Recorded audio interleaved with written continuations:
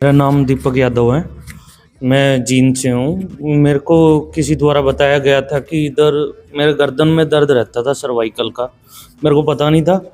तो उसके बाद मैं यहाँ पे अपने इनके पास आया, मैडम के पास, तो स्वाति मैडम के पास। तो इन्होंने जो मेरा ट्रीटमेंट किया 3 से 4 बार में ही मेरे को 80% रिलीफ मिला है और बहुत अच्छे हैं। अगर आपको किसी को भी सर्वाइकल या किसी भी प्रकार का नसों में दर्द हो तो आप एक बार ज़रूर विजिट करिए।